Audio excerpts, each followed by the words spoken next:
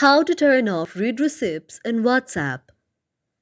If any day any of you are a WhatsApp user and you would like to turn off the read receipts on your very WhatsApp but you do not know how to do that, just follow the following steps. You may use a very feature on your WhatsApp when you do not want the next person to very know that whether you have read their message or not. So for that, first of all, you have to launch WhatsApp like this. After you launch WhatsApp, you have to go to the three dots on the top and go to the option of settings. Now after you tap on the option of settings, now you can see an interface like this. Now you have to tap on the option of privacy. After you tap on the option of privacy, now you can see an interface like this. Here you have the option of read the receipts. So if you see the option of read the receipts, you can just turn it off by just disabling like this. And after disabling like this, the very read receipts will be turned off on your very WhatsApp.